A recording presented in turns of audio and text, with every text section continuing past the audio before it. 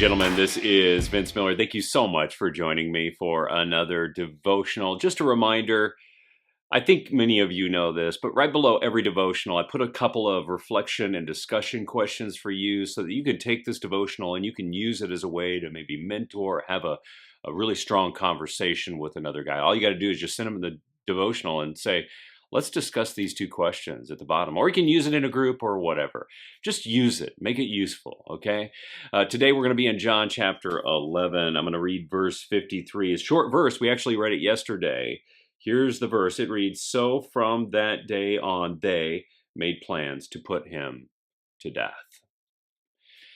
Now, guys, we could easily read past this verse kind of as a parenthetical statement, but I don't want to do that today because I believe it's one that should really give us pause. A literal reading of this text could be something like this. "So from that day on, Caiaphas spoke to the Sanhedrin, and collectively they made plans to kill Jesus."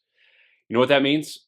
In the book of John here, the decision has finally been made. All that needs to be determined now is how the death of Jesus is going to unfold. But here's the predicament that this Jewish ruling council faces. You see, during the time of Rome, religious Jews had a religious law that governed their people. However, the Roman government had its own legal system, and it exercised authority over the territories it governed. This included God's people. This means that under Roman rule, Jews did not have the power to enforce certain religious laws on their own, especially when it came to things like capital punishment, like the killing of Jesus.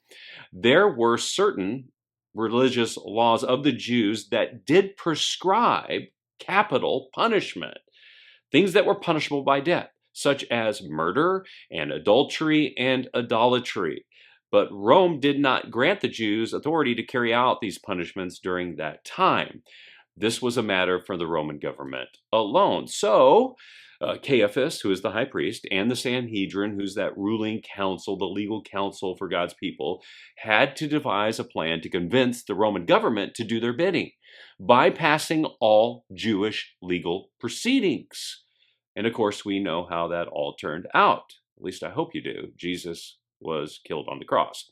Now, the short text written here by John serves as a reminder of how devious the human heart can be at times, how devious the religious and spiritual human heart can be at times. It reminds us that when we desire something, we will go to great lengths to obtain it.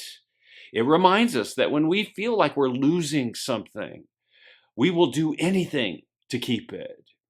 And then we will seek out like-minded individuals to validate our sense of injury and injustice.